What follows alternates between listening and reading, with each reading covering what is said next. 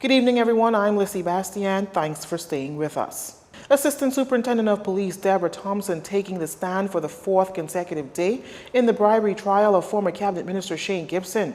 Lead defense attorney Keith Knight QC rehashing the alleged change to key witness Jonathan Ash's statement. The Jamaican QC charged that up until June 29, 2017, the key witness never mentioned the foregoing of payments to Shane Gibson. ACP Thompson replied that Ash did say there was a demand for payment. Knight then asked if she investigated public officers from other ministries, to which ACP Thompson said yes. She further explained that she spoke with officers from the Ministry of Public Treasury, the Ministry of Finance, the National Reconstruction and Recovery Unit, and the Ministry of Works. She was also questioned on if she investigated if Gibson had a role to play in influencing the approval of Ash's payment, to which she explained she did by speaking to Simon Wilson. Wilson, she said, provided emails between himself and the former MP. Gibson, a former Minister of Labor and National Insurance, was charged on August 3, 2017 with 2 counts of conspiracy to commit extortion, 2 counts of conspiracy to commit bribery, 15 counts of extortion, 16 counts of bribery, and 1 count of misconduct while in public office. However, in May 2018, Gibson's indictment was amended, and he now only faces 15 counts of bribery. He is charged with allegedly receiving $280,000 from contractor Jonathan Ash.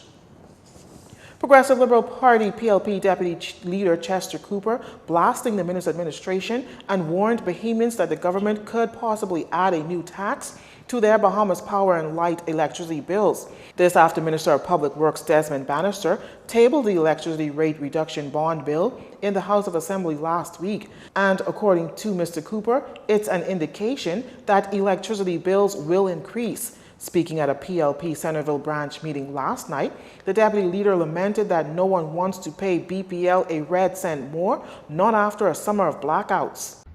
This is going to hit every Bahamian squarely in the pocket.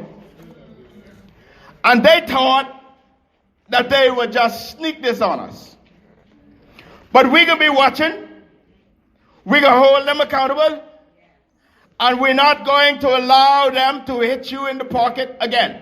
Amen. And we're going to watch them, because whenever something big happens in this country, I want you to know that somewhere behind it are their cronies or their special interests.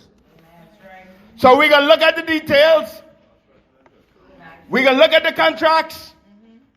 We can scrutinize everything they do, everything they say, because we just don't trust them. Mr. Cooper added that light bills at home and work will be higher thanks to the new BPL tax and the FNM. Mr. Cooper told Centerville constituents that the cost of goods and services will be higher and the tourism product will be more expensive and less competitive because of the new BPL tax.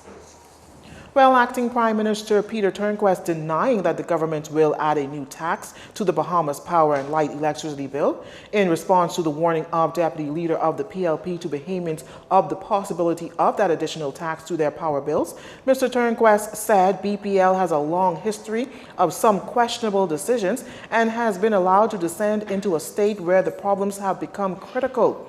Mr. Turnquest telling reporters today that the increase to the consumer's bill is a fee and not a tax. This is a cost and a fee that is being imposed by BPL. It is not a tax. It is a real recovery of cost. And so I don't know how you construe that to be a tax. Maybe he can explain that. Mr. Turnquest added that the blackouts that the country has experienced in recent times is a result of the corporation's inability to fund the replacement and maintenance of equipment. If BPL does it on its own, it then has to cover the cost of operations and the reserve that I mentioned and the cost of maintenance, as well as pay back the borrowers or the lenders that will lend the corporation the money to do what it needs to do in order to rectify the problem. Other than that, we consider privatization of the entity and push the problem into the private sector.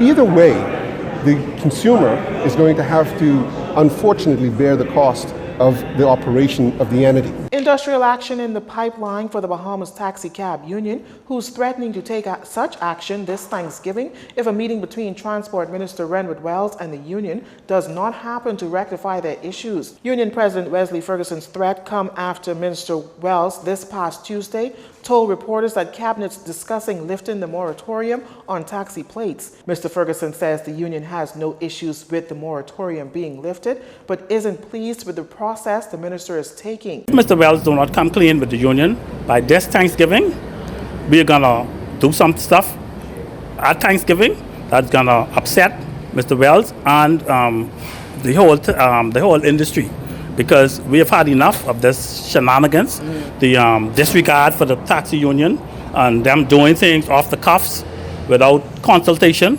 and the union has been sitting back and allowing them to do it, giving them an opportunity to fix the situation with consultation from the union, but they have decided they're going to fix it themselves. So the union is now going to bounce back as early as this Thanksgiving. According to the union president, when Minister Wells came to office, he assured taxi drivers that he would work in their best interest. To date, Ferguson says nothing has been done.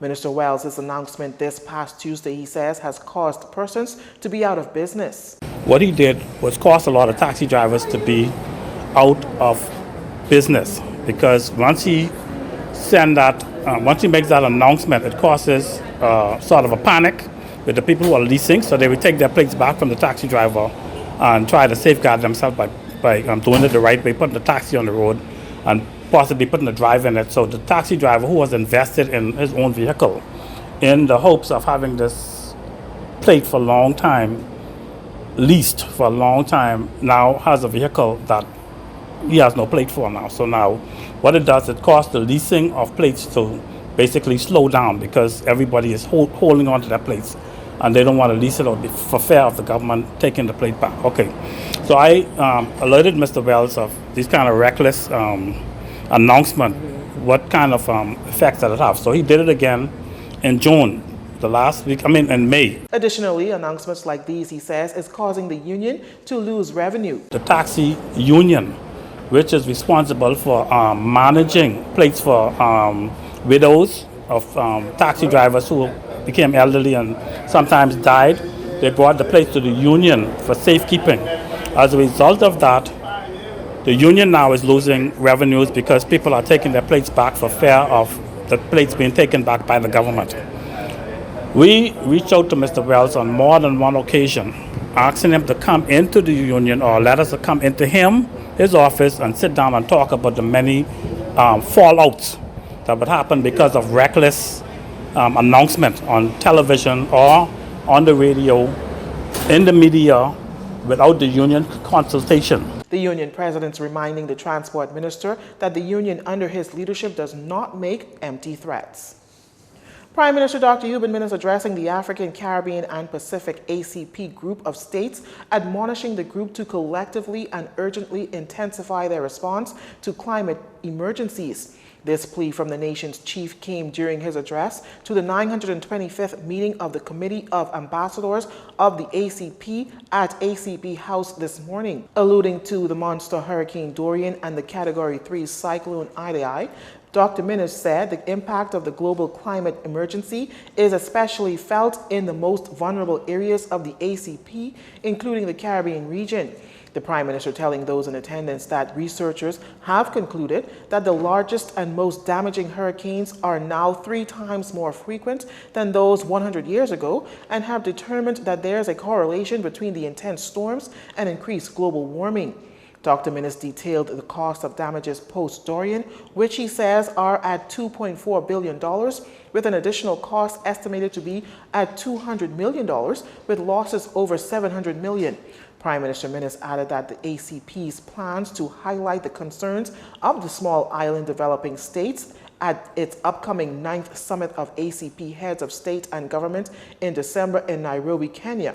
The ACP is pushing to ensure that its development partners are sensitized to the particular vulnerabilities faced by SIDS, including recent developments in international trade and finance and the frequency of destructive weather events. You're watching JCN News. Stay with us. This segment of the news was brought to you by Alive.